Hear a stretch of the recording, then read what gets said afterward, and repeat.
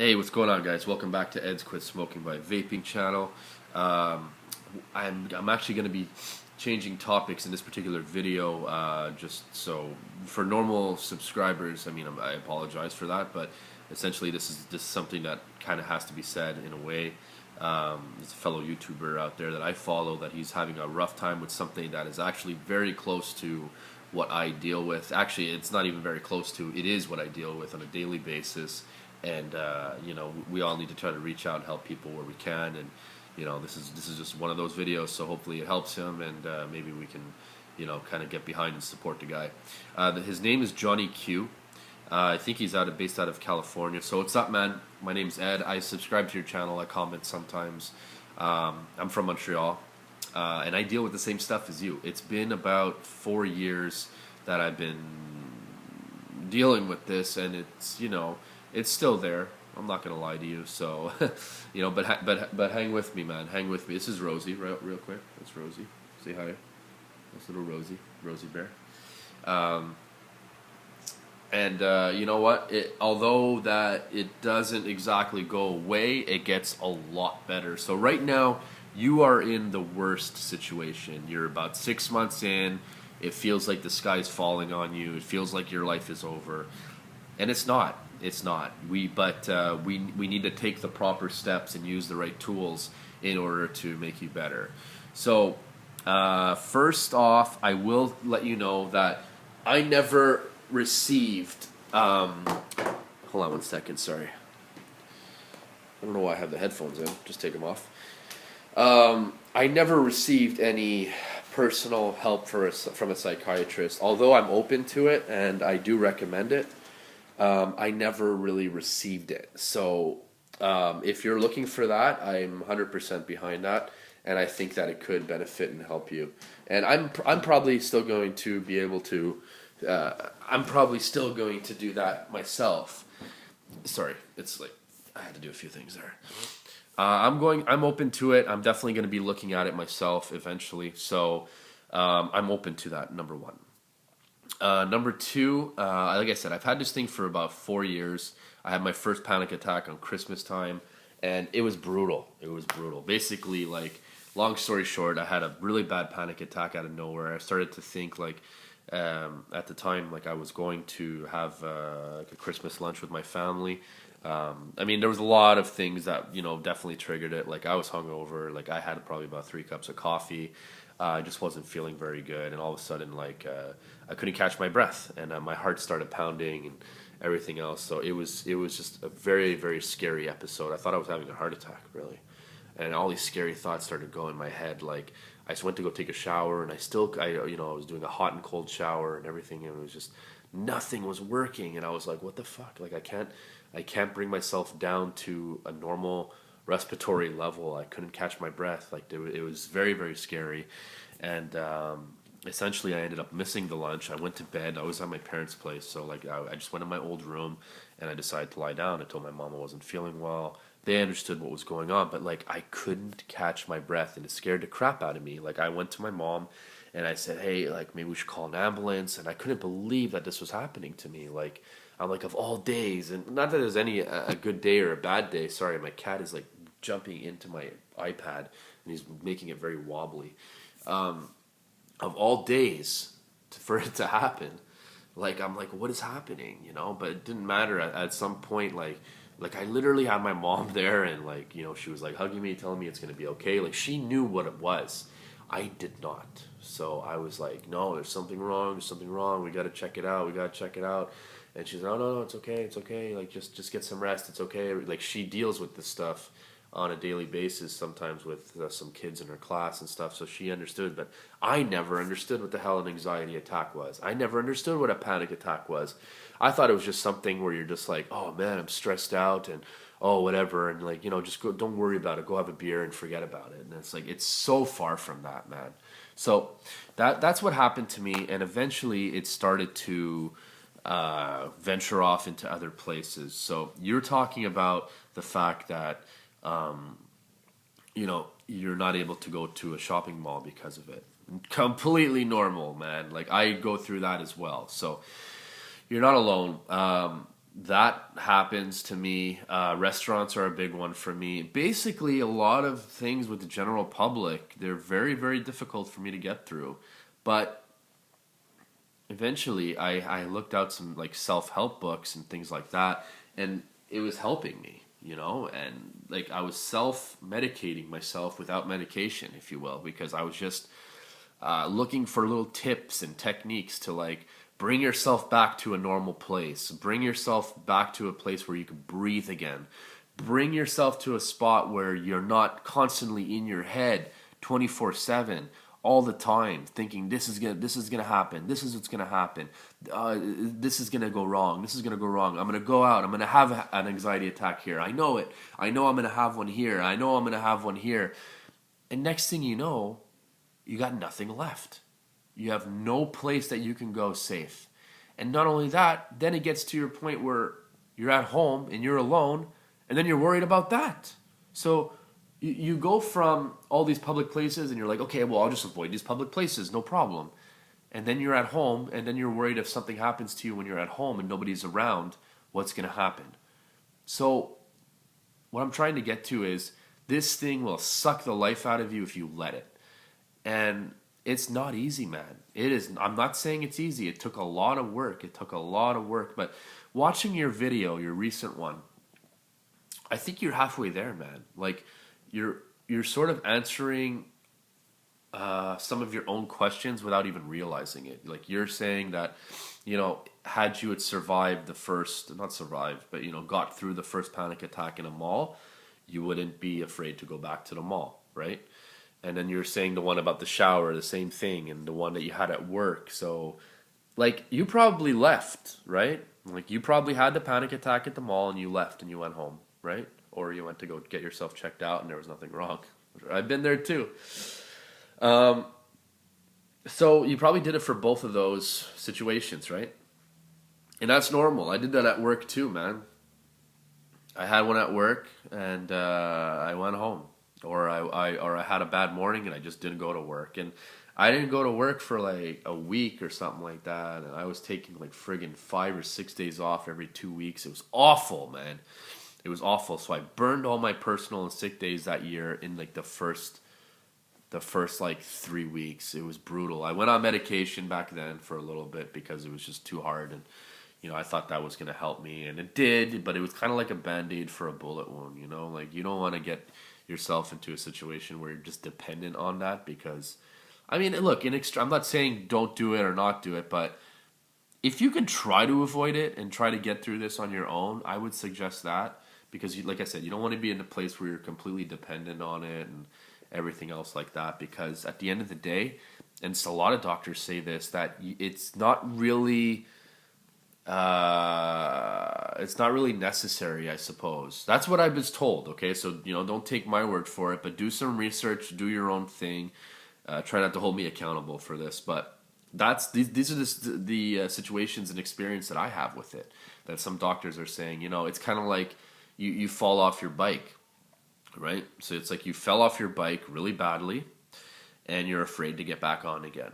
And as dumb as it sounds, that's exactly what it is, and it's really tricky to wrap your mind around that it's something so small and juvenile, but really it is. And but like, you're already halfway there, man. Going back to that, like you're saying that if you got through it, you would have been a lot better. You would have felt a lot better. You would have got through it and everything else. So I know for a fact that you're right about that because it does get better. And my cat's going crazy here. I don't know what's going on. It does get a lot better. You just have to use the right tools. I have a great playlist. Let me know if you can see it. Because what I do is like I go around some places where I don't feel comfortable. I have my headphones with me. So if I feel a little bit on edge or I feel that anxiety coming on and, I'm starting to I'm working myself up, unfortunately, like I plug in the headphones and then whoever I'm with, or if I'm with nobody or if I'm with somebody, like I just stop it.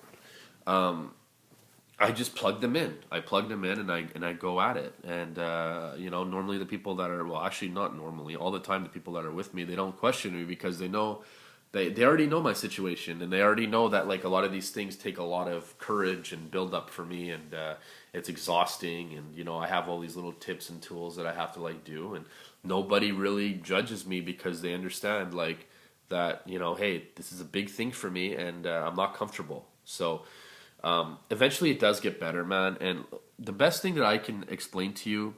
And, you know, we can get into it one-on-one if you want. We can exchange contact information however you want. Is that we need to look at, how does he put it? It was a doctor that I saw it on Facebook. It was, not Facebook, YouTube. We need to look at short-term pain versus long-term gain. Short-term pain versus long-term gain. Gotcha? So right now what you're doing is, you know, you're experiencing like your panic attack and anxiety and everything that you're doing. And you're leaving the situation or you're avoiding the situation. However you want to look at it, that's what's happening, right? So that's short-term pain, right? But actually it's quite the opposite, because it's turning into long-term. And it's turning into long-term pain because you're not facing it head on and you're afraid to go back and everything else. So although you get rid of your short-term discomfort, you have to deal with this for the rest of your life. And it's gonna keep you there. I hate to tell you this bad news, but it's gonna keep you there if you don't do something about it, man. And I'm telling you, this is the only way to do it. So the only way to get rid of that short-term discomfort is to face it and just be okay with it. Be like normal anxiety and panic attacks probably last about 5 to 10 minutes, something like that. So just deal with it. Be okay to the fact that you're gonna have one. Accept it. Tell it to get worse. When it's at your worst peak, the point where you're like afraid of it to no end, ask it to get worse. Like ask it to get worse. And I promise you, your body's gonna start to settle down because you've now accepted it. You've accepted it. And then once you accept something that you're afraid of, the fear goes away, the panic attack goes away. That's really all it is. So basically, symptoms of anxiety, they're uncomfortable, but they're not dangerous. They can't kill you. You've had one before. You're still here. You're still making videos. You're still doing your thing. You've had one everywhere you went. Nothing happened. Did you even faint? I don't think so. I bet you didn't. You felt like you were going to faint, but you didn't, because your body goes into survival mode. And what happens is it's a fight or flight response. So it's like you see a tiger in front of you, and in your first instinct, everything jams up, and like you breathe heavy, your heart's racing, you're dizzy and all that stuff, because there's something that's going to harm you in front of you. So it goes into survival mode. And that's what a panic attack is, because your brain is telling your body that there's something really scary over there. So you get into that mode where you can't catch your breath and everything. So you freak out and you're like, oh my God, what's happening to me? What's happening to me? But if this was to happen in real life and you actually did have a tiger in front of you, then you wouldn't be sitting there like, oh my God, I feel dizzy. I feel sick. I'm gonna faint. It's because you have all this time on the side, because there isn't a tiger in front of you. So your body goes into the same episode, and the fact that you have all this time around you and nothing is happening, so then you start to worry. Oh, what's happening with me? Why is this happening to me? Oh, what's going to happen now? Oh my God, what if I can't catch my breath? What if I have a heart attack? What if I die and nobody's around? It's a vicious cycle. You need to cut it right away, man. So anytime you're in public, anytime that you're in a situation that you're not comfortable with, I want you to ask yourself this. I want you to tell yourself this. Just say, hey, anxiety, talk to yourself, or, subconsciously talk to yourself. Oh, hi, anxiety. I don't need you to protect me right now. I'm feeling okay in this position. And, basically, you have to accept it. Say, hi, oh yeah, you're here. I created you. And it's true, you did create it. Although it didn't happen, the first time it happened, you didn't create it. It just happened. But Everything going forward from now on, it's your thoughts that are creating this habitat and environment around you. So you need to look at it and say, hey, I accept it. I accept you. You are welcome to stay here if you want. Go ahead. In fact, make it worse. Make it worse. Even though I'm talking to somebody right now in front of me, right? Like right now. Like let's say if I was having a panic attack right now or anxiety attack right now, I'd say, okay, let's go. Have it your way. You want to make it worse? Go for it. I'm okay with that. So you accept it. And I'm telling you, acceptance is the biggest factor in this. You need to accept the fact that you're uncomfortable. But also keep in mind that just because you're uncomfortable doesn't make it dangerous. It's not going to hurt you. It might feel like it's going to hurt you. All the symptoms are so similar to a heart attack or dizzy spells and everything. And it's all going to be there. It's all going to be there. But the sooner that you can accept these things, accept every symptom that it gives, and then you cut it right there. You have a symptom, you feel dizzy, you stop yourself. Oh, it's just a symptom. I'm feeling dizzy because I'm in a situation where I'm not comfortable. And then you go into conversation with yourself. You have to basically walk yourself through it like you're a little kid again. And you need to get to a point where you're super acceptive of it, and then that you're not afraid of it, and that you want it to get worse. I'm telling you, once you look at this thing once in the eye, and you say, go ahead. You know what? I brought you in here. I created you, but I accept you. So do as much damage as you want. If you want me to pass out, go ahead. Stop all the drama to build up to it and let it happen. If you want me to have a heart attack, well, go ahead and give me one. Because at the end of the day, wherever you are, whatever you're doing, there's always going to be somebody that's going to help you. There's always going to be somebody that's going to help you. Obviously, it's going to be difficult to accept. Accepting is not like, I accept, now make it go away. No. Get that out of your mind right now, because that's not going to work. Because you're sort of lying to yourself. You're telling yourself you're accepting it, but you're not. Acceptance is more like, I'm okay with what I'm feeling today. I'm not going to, make myself, I'm not going to basically let it ruin my day, but if the panic attack, anxiety, and symptoms want to stay, no problem, and I mean that, no problem, but if they go, even better. That's acceptance. It's not like, oh, I accept, please make it stop. No, that's not going to work.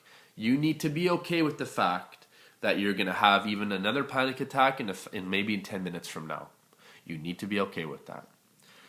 That's really what it comes down to. Symptoms of anxiety are not dangerous, but they are uncomfortable. So once you start realizing, like, hey, this is uncomfortable, but why am I letting something that's just uncomfortable control my life? It gets a little bit different. Everything changes from that point on, And then basically everything that's uncomfortable in life, as humans, we don't want to be around. We want to run away from it. We want to get away from it. We don't want to go back to it, right? I mean, that's just how we are. So what you're going through is something that everybody goes through in some respect, shape, or form. The only difference is you have symptoms that go along with this, okay? So our first instincts as humans is to get the hell out of there. But once you stop and say, hey, this is just more of a nuisance rather than anything, then you're going to be able to understand that it's just uncomfortable.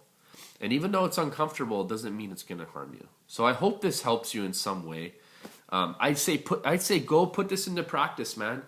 Go out to the mall with your daughter. And before you do that, I want you to tell yourself, hey, I'm okay with having a panic attack at the mall. In fact, even better, tell your daughter and tell yourself, hey, watch this. We're going to go to a mall and I'm going to have a panic attack and I'm going to show you exactly what is going on.